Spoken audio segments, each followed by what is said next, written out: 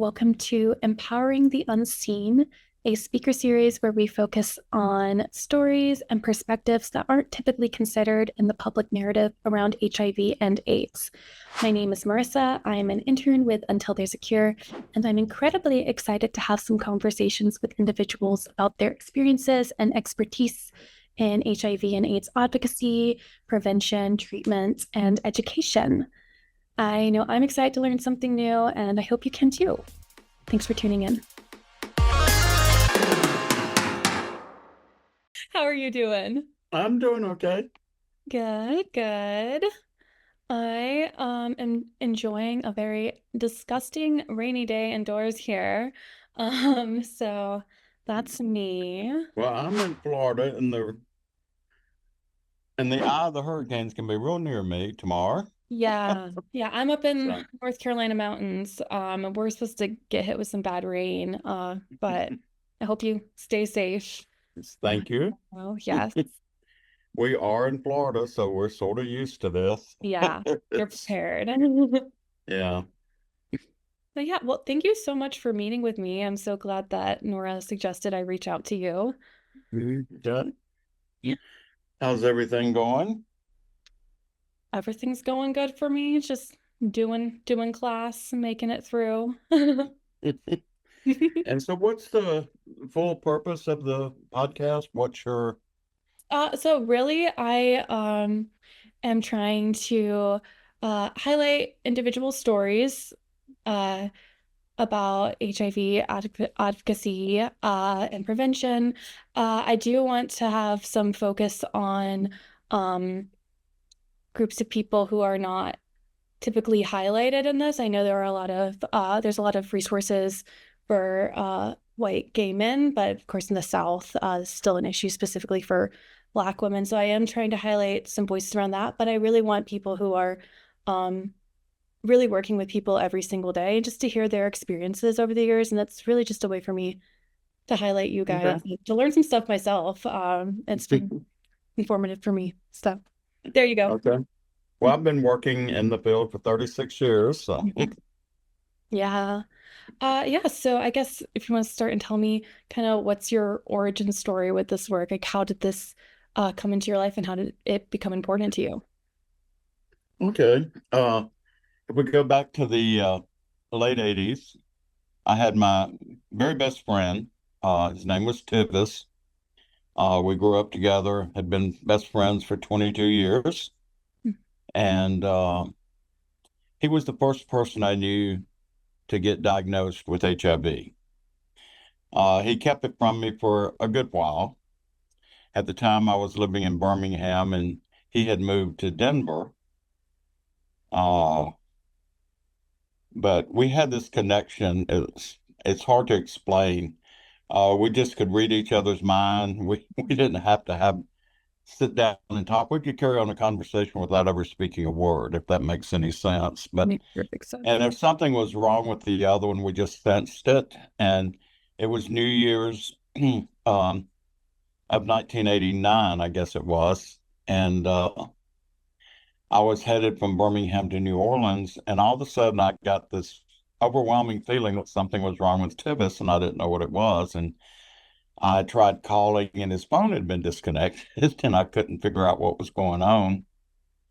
And told my partner at the time, I said, I can't leave. I got to figure out what's going on. You go ahead and go to New Orleans, and I'll come over later. And he wouldn't do that, but we waited 2 days, and I never could get up with Tivis. So we went on to New Orleans, and we came back. And when I came back, I was looking in the newspaper, and I saw in the obituary his mother had died. So I knew something was wrong. So I called the funeral home. They said the funeral had been the day before, but that he had not attended the funeral. And I thought, well, that was very strange. And I said, can you give me his phone number? And they didn't have it, but they had his sister's phone number. So I said, give me Shirley's number. And I called her, and she said, well, I'm on the phone with Tivis now. He's in the hospital in Denver with pneumonia. And as soon as she said that, I knew exactly what the diagnosis was. I don't know why, but I just did. Yeah. And he called me a few minutes later and confirmed that, yes, he was HIV positive. And so we made plans. We started talking every other day for a year almost. Uh, had made plans to go out that March to see him. That was in January, and I was going out to see him in March. And I was headed to the airport when he called and said, "Don't come." And I said, "Why? What's wrong?" Well, it turns out his father had also just died. He was coming to Birmingham for the Okay. funeral. He said, "So just meet me at the church." And so I agreed to do that. I didn't know what to expect. I'd only seen people on TV that was emancipated and, covered in KS. And I didn't know what I was going to be encountering when I saw him. But turns out he looked as great as ever. He had not, no KS or had not lost a lot of weight or anything. He looked really good.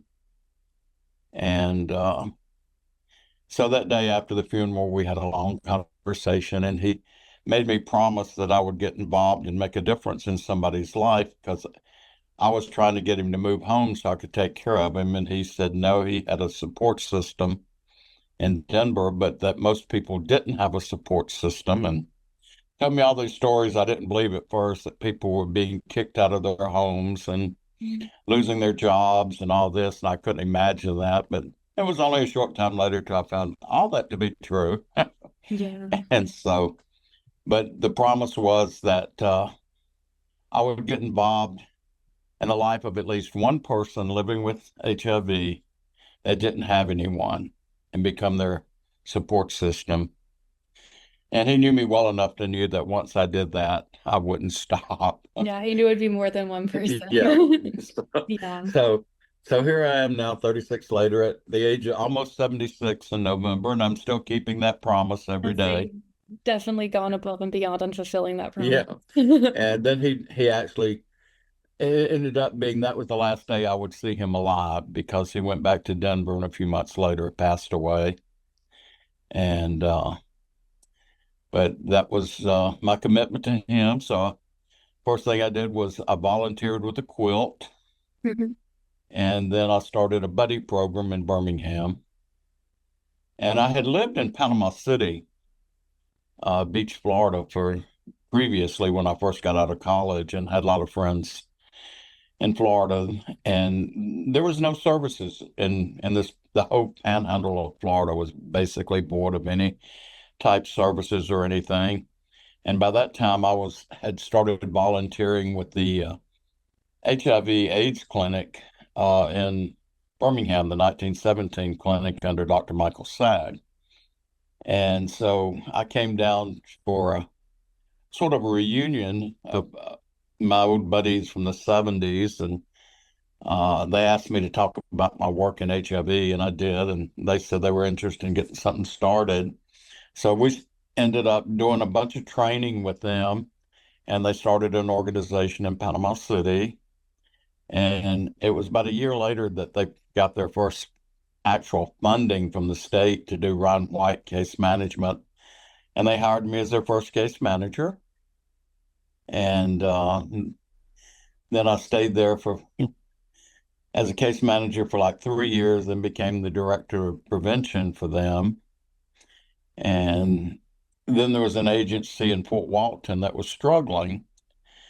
And I offered to volunteer some free time I had to help them get back on their feet. Well, that turned out to where they worked something out with my boss that they hired me as their part-time executive director 2 days a week. And so I was working for one agency 3 days a week and the other for two, Mhm.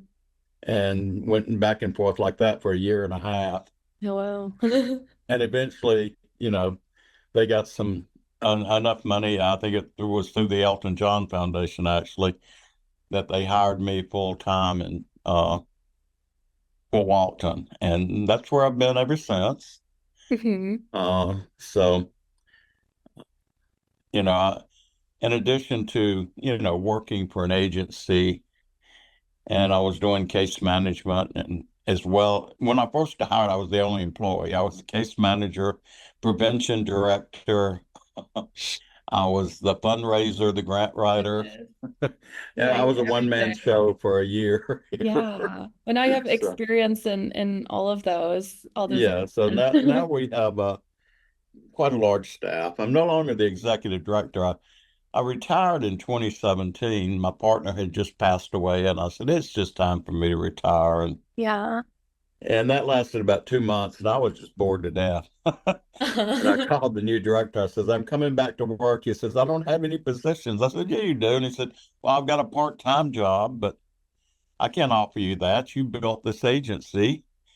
I can't just insult you that way. And I said, yes, you can. I'll see you on Monday. And that's so I came in to become a test counselor. hmm But had also, while I was director, had started several programs, the Positive Living Yes, I Conference. was gonna ask you about that. And that was And just last week. Yeah. yeah. And then in addition to that, we had what we call Man Reach and Woman Reach, which are weekend retreats, one for men, one for women, that we do in addition to the conference. And it's all called the Positive Living Programs, and I'm the director of that. Yeah. And so that conference has been going on. We just had our, like you said last week, our 26th annual conference. Oh my gosh, 26. And so people come from all over the country for that. So it's always an exciting, we call it a family reunion rather than the conference because 95% of the people that attend are people living with HIV. I mean, you don't have to be. You can be like myself, somebody that works in the field or partners of somebody or whatever. But overwhelmingly, it is for people. And 85% of our speakers are always HIV positive as well. So it's it's a safe place for people to feel like they can come and interact with one another and Yeah. not have to hide their identity like many of them still have to do at home. hmm So So in starting kind of that conference, what was the initial inspiration for that? I mean, I know you had built up Oasis, as you just said, but what was in terms of the conference piece, how did that idea come to you? there was a conference that I used to attend in Sarasota, Florida called AIDS Minnesota. hmm Excuse me. And it was primarily a conference for people living with HIV. And I was impressed by that. And I said, we need this in North Florida because at the time, there was very little education here. People were still on single dose therapy, like AZT back then, and had no information. And so I said, we need this to empower people in the panhandle. So I started it with the initial intent that it would just be a local conference for people in North Florida. But it gradually grew and became more people coming from Alabama and Georgia as well. And then it sort of grew to the entire Southeast. And now we have people, well, I think we had 26 states represented this time, Oh, wow. from California to Oregon to Michigan to Wisconsin, New York, and we had people from Puerto Rico here. Okay. And in the past, we've had people from Uganda and some other African nations and stuff. So it's grown in its scope and geographically, we attract people from all over now. So, Yeah. but it was such a successful thing that I felt like it was happening in South Florida that we needed it up here. And so that was my goal at the time. Everybody thought I was crazy. The agency I worked for in Panama City never would let me do it. They said it was just too big of a gamble, too much money. And at the time I came to work for Oasis, you have to realize Oasis had an annual budget of $35,000 Uh-huh. and they were paying me 12. Oh my gosh. Yeah. And here, the first year of the conference, it was going to be like $150,000 back then. And they said, there's no way we can raise that kind of money. I said, let me do this conference. I will raise the money. hmm And their agreement was, if you can raise the money and it doesn't cost anything for us, you can continue it. But if it loses money, it's over.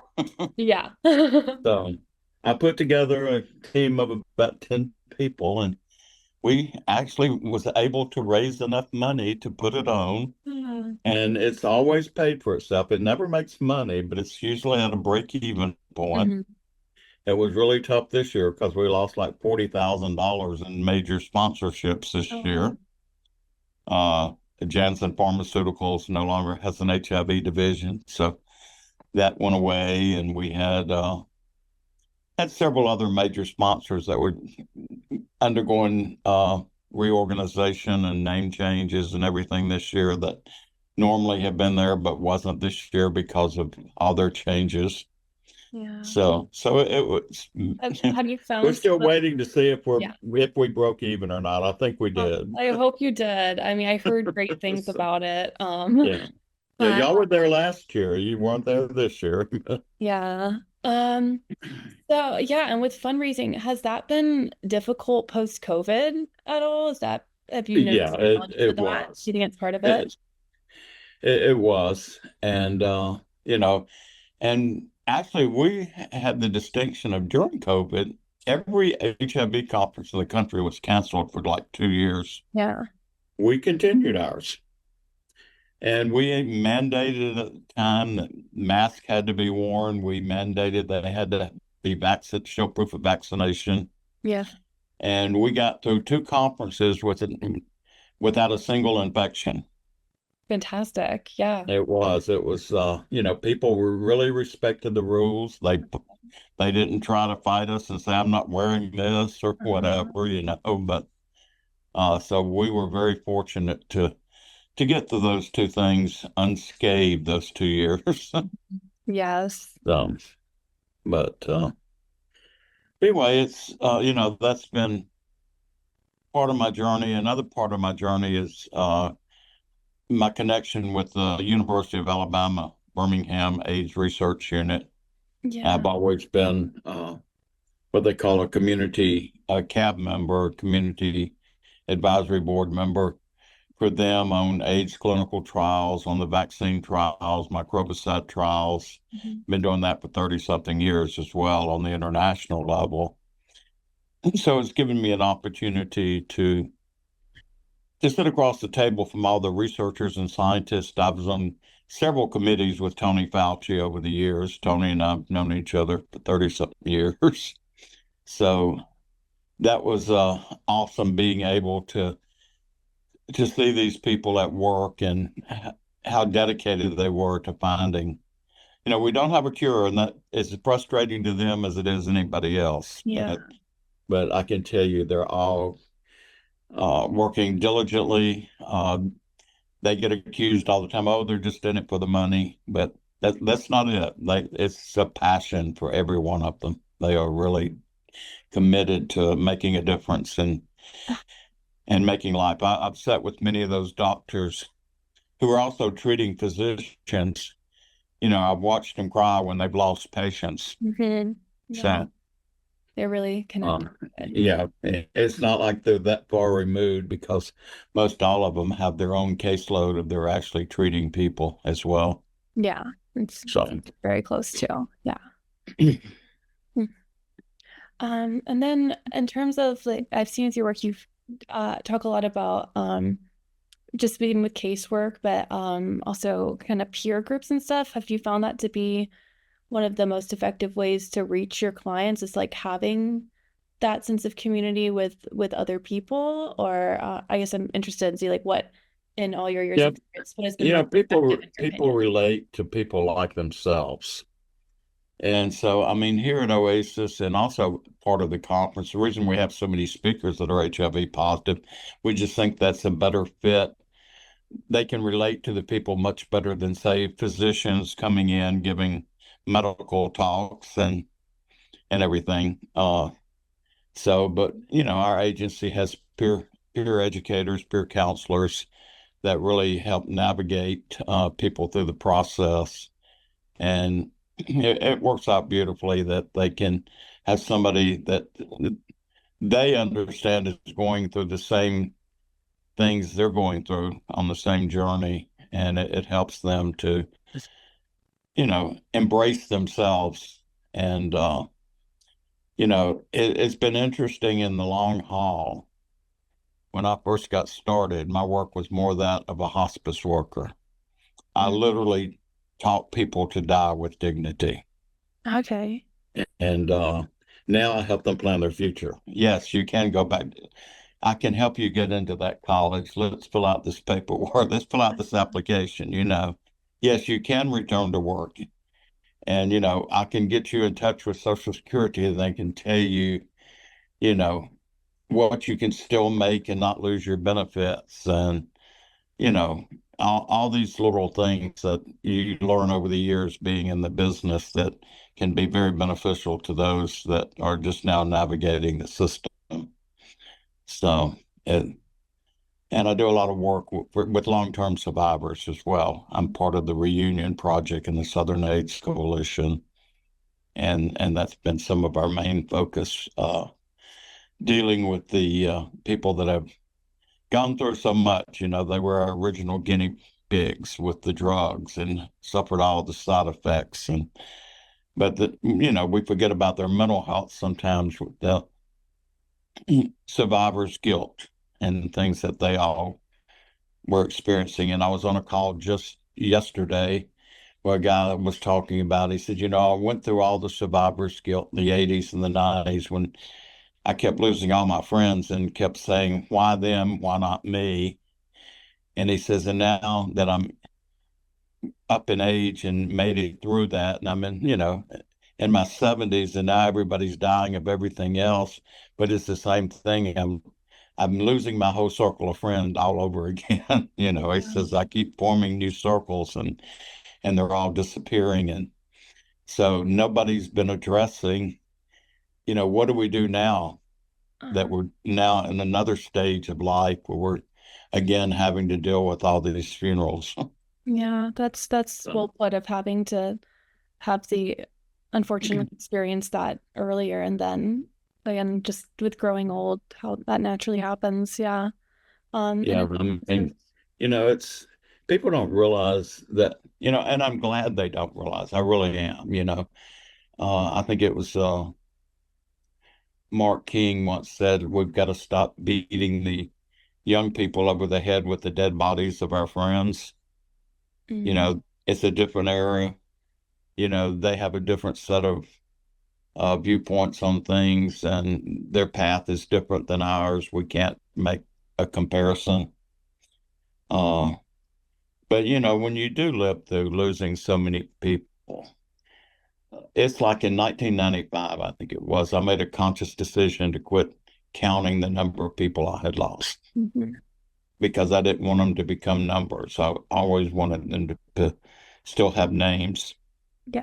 And at that time, that list was over 500 people, and that was in 95. So it it was years later before the death rate really slowed down. Even after the onset of the drugs, they weren't always there to help everybody because some of them were too far gone at that time.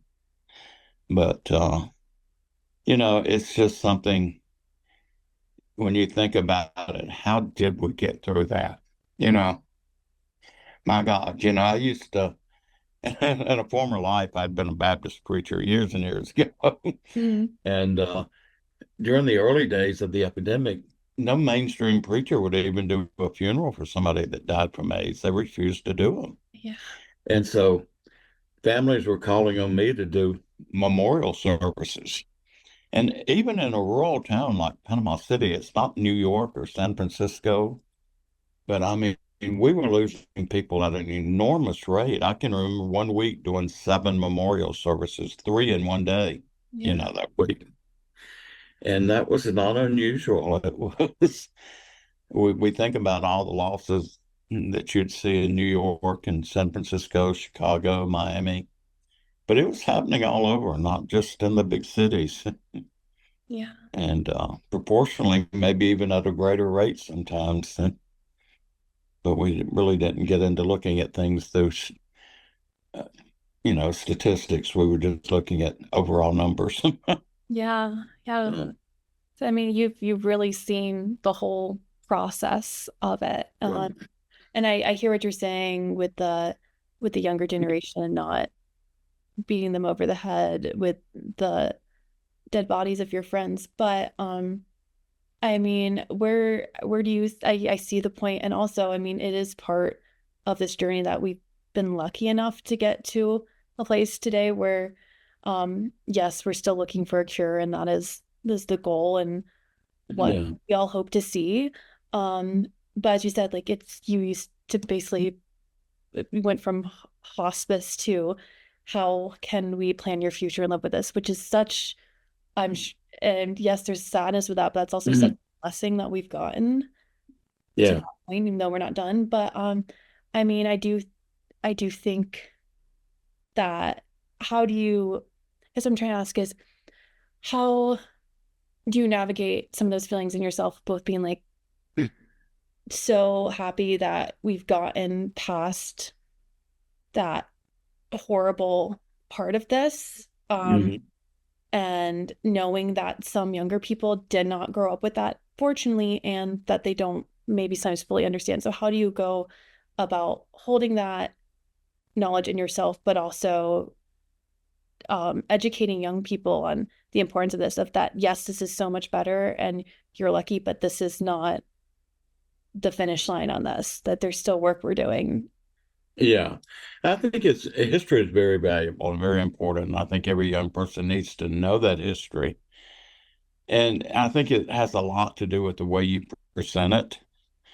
Uh, you just present it as fact.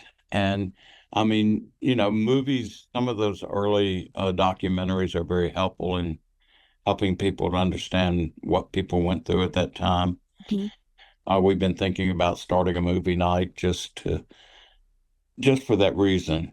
We even have now case managers, who's never lost anybody. That was never the case in the early days, you know. Right. But it was like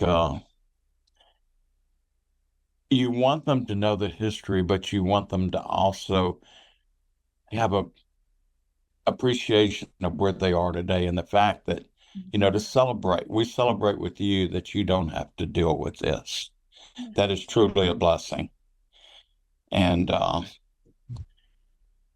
we don't hold you accountable for what happened in the past. And we just celebrate you today and let you know that we are here, that we do have your back. We stood on shoulders, and if you ever need one to stand on, you have ours. So it's just the way you present it. You can't, too many people want to just come after them saying, you just don't understand. You don't, and that's not the way to do it. You can't guilt people into feeling things. Yeah.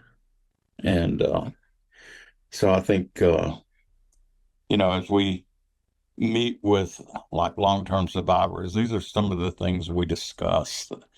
How do you relate to the younger people now without it coming from a place of anger, Mhm. you know, but instead making it an act of compassion, you know.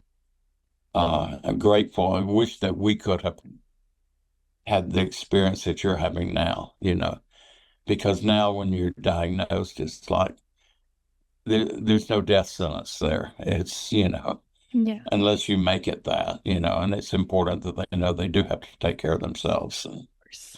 so it's the other thing that I find with long-term survivors, and I'm including myself in that because allies also are long-term survivors when we're Yeah. there to witness so much of it and so many losses.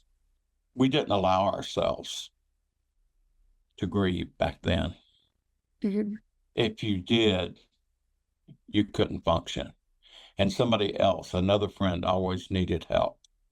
So if I got marred down in my grief, then I couldn't be anything of any value to the next person that needed help. And there was somebody needing help.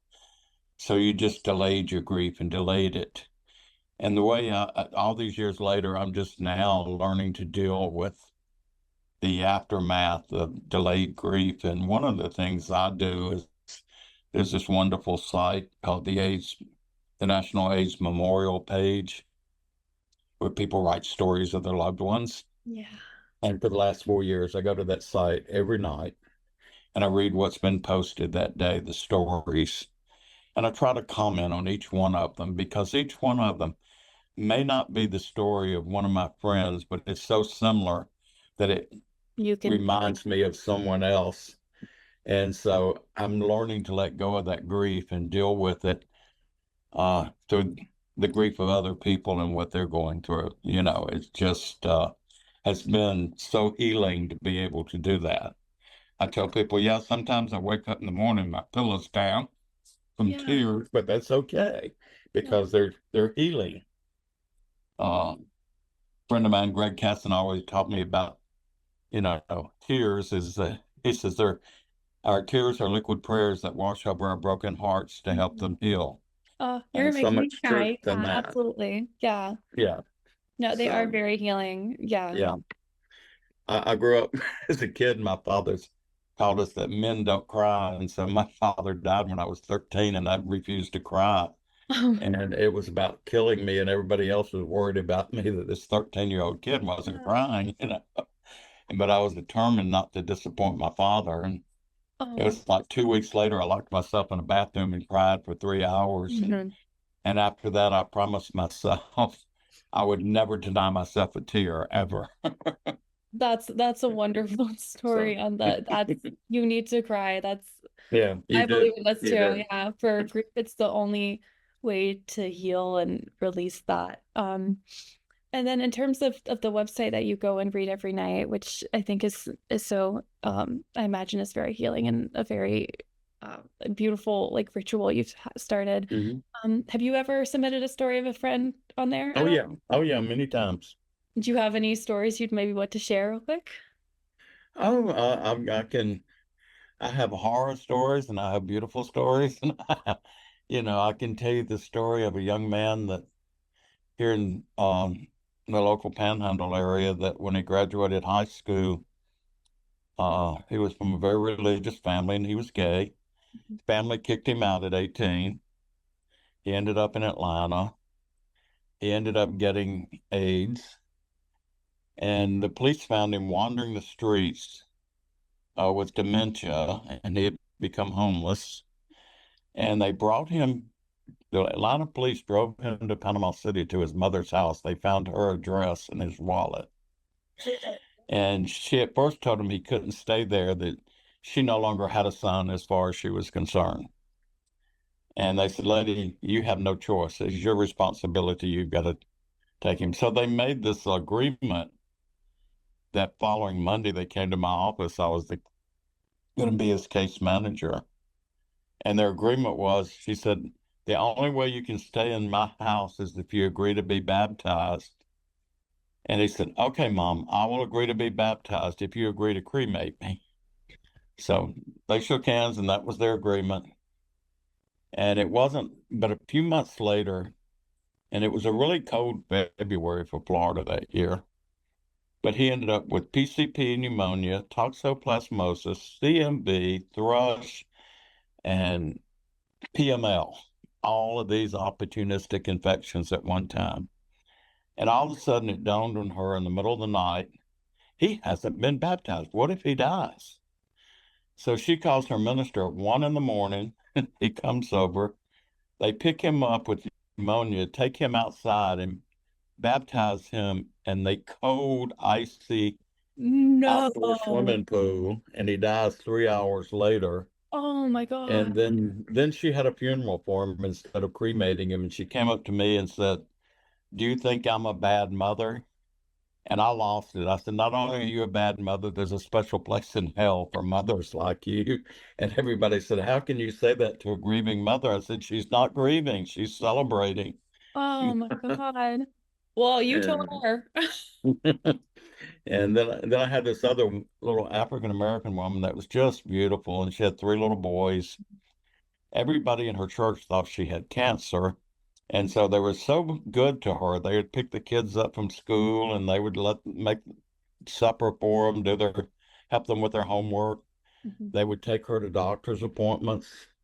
Well, I've always said doctors are the worst breachers of confidentiality Well, one day, one of the ladies from the church was sitting there when the doctor came out, and he's just openly started talking about her having AIDS in front of the lady. And she went back and told the church. Oh, God. We had to call the police because the members of the church had circled her house with torches and was going to burn her and the kids up because they didn't want AIDS in their church. Yeah, And so, yeah, there's, that's horrible. It's horrible. Yeah. yeah. But then there's other stories where families were very supportive, you know. And, you know, what would tear my heart out back when I was losing so many people, because I was their case manager and their friend as well. And I'd get a call from one mother saying, you know, my son's not going to make it. They've given him a few hours. Can you come over? And as I'm driving to their house, I get a call from another mother on the other side of town with the exact same story. You need to come over. And I'm stuck. Where do I go? You know, I can't be two places at once. And that always ripped my heart out. But this, and I think the saddest things were the stories when when the kids lost their parents, you know. I can remember holding a 5-year-old and with her crying, why did God take my mama? You know, Yeah, it's heartbreaking. so there's all those, all those Yeah. stories. Yeah. It's just like, you know, and like my own roommate got dementia so bad right at the end. He Mhm. spent the last 6 months in the hospital and he wanted to come home and they wouldn't release him. And he blamed me. So he had the nurses ban me from seeing him for 6 months. Oh, Even though I went every day, I couldn't go in the room, but I would go talk to the nurses every day. And his mother would come out and talk to me. And she felt bad that he wouldn't let me in to see him. but you kept showing up. Yeah. But in the end, I didn't get to see him, but he did tell his mother to apologize to me. Oh, that's good. So, And I'm glad you got to yeah. see him. So, And he's lucky enough but to have you keep showing up for him. yeah. So, I mean, you've been in this field for decades, and I know you've received some awards and are very accomplished, clearly. To you, what has been your biggest accomplishment? What has been the most fulfilling in this? What has made you you feel? know, the thing that I'll be probably remembered for is the Positive Living Conference. Mhm. I have, you know, I've gotten other awards for the work in the research end of things, but other than a few researchers, the public won't ever, they won't even be aware of that, Mhm. you know, and awards aren't important to me.